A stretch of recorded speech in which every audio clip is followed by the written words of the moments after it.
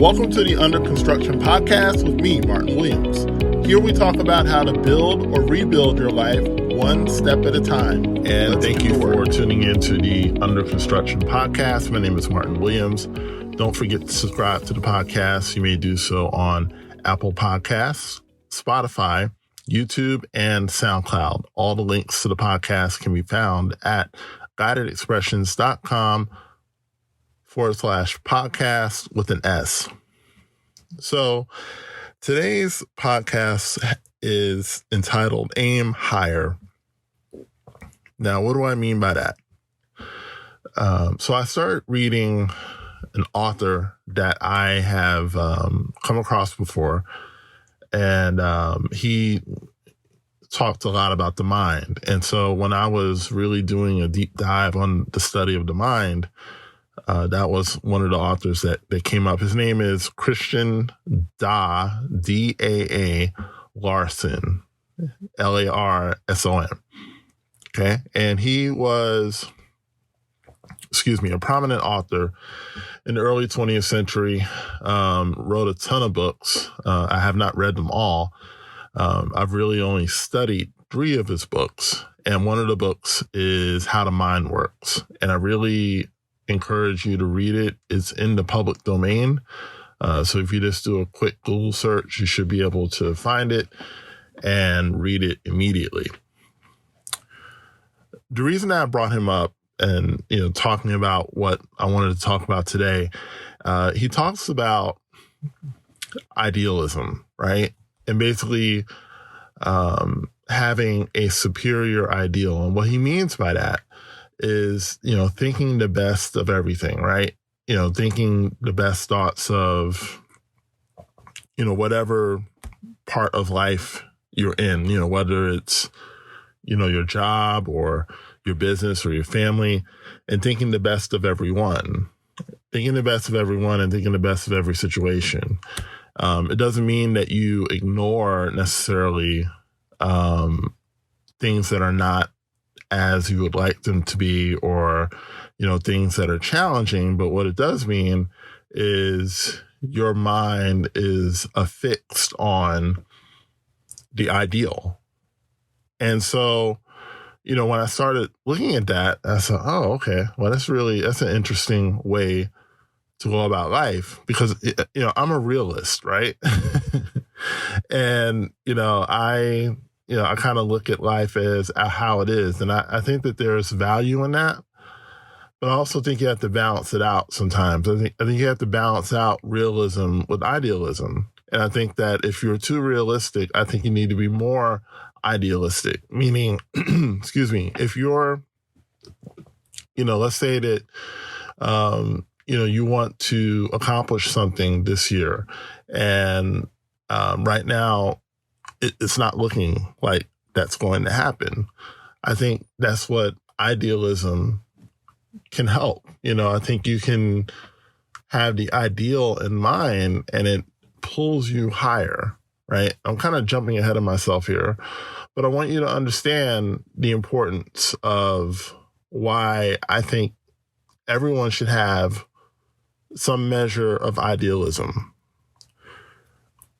When I first started working, my only goal was to make money. It was not getting better. It was not improving my skills. It wasn't about any kind of development. It was about a paycheck, right? Because I had bills and I had to pay those bills off, and I had to eat and all that stuff, and it was hard for a long time to live that way. And I lived that way for, much longer than in my 20s, throughout my 30s. And really, it wasn't until my mid 40s that I started looking beyond the paycheck.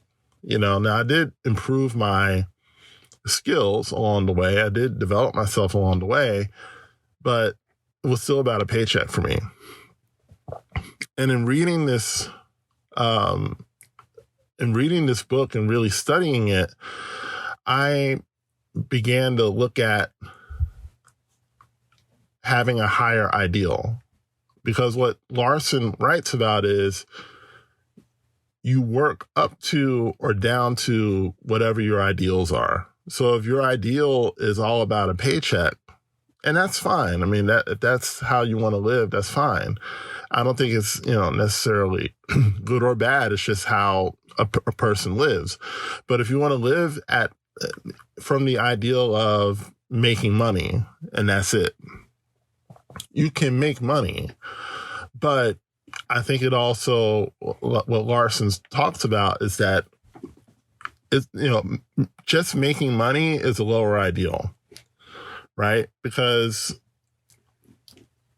there's certain ideals that you can have that will outlive you, everything that you do, right? Having a higher ideal to me is about adding value to whatever it is I'm doing, right? Adding something to the conversation or adding something to an industry. So let's say you do something like sell cars or sell homes, right? Now you can make money doing that. You can make good money doing that. But if that is your only ideal, I think you kind of put a limit on what you can do.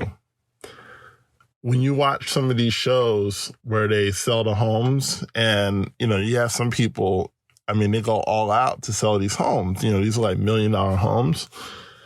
And so they go all out and try to sell the home. And in doing so, they add something to what they're doing. And in adding something to it, they invariably reap a greater reward. So the ideal is not just to make money, but the ideal is to add something to whatever I'm doing, to add value, right? It's very easy to be focused on, excuse me. It's very easy to be focused on how much am I getting here? How much money am I making here? It's very easy to be focused on that. But why not focus on what am I adding here? How am I making this company better? How am I making my department better? How am I making my position better for the person who's eventually going to take it? Because I'm not going to have this position forever. And if you're in business, it's the same thing. How can I make my industry better, my field better? How can I make this product that I'm working on better? And ultimately make the lives of the people who use it better? What am I adding to it? And when you look from that, from that perspective, you're going to create better work. Because if all you're doing is just working for a paycheck, then invariably what you're going to do is you're going to do just enough to not get fired, or just enough to keep the customer's business, or just enough to kind of stay in the room.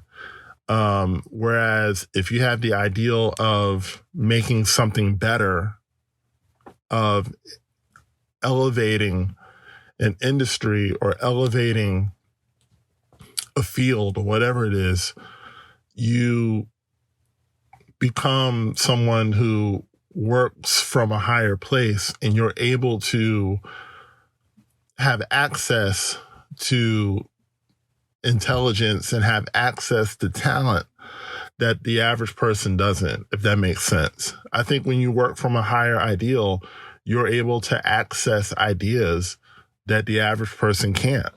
And I think that's why that there's, in any industry there is, I don't care what it is, there's only a few people who are actually innovating and making things better, and everyone else is basically copying what that person or what that company does, right? Because they are working from a higher ideal than just to make money. And so what I'm suggesting here is no matter what you do, it's not just about money, but it's working from a higher ideal. Even in, relationships, are you connecting with people not so much for what they can do for you, but what you can do for them, right? Are you connecting with people to elevate another person's life. And to me, that there's no greater reason to connect, to say, hey, I'm going to help make this person's life better in any way that I can. And in doing so, you make your life better. It's automatic. You don't have to make it happen.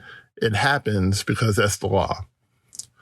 So I want to, challenge you to work from a higher ideal instead of, or live from a higher ideal. Instead of simply looking at life from a point of survival, start looking at life from a point of elevation. How can I elevate a person? How can I elevate this company?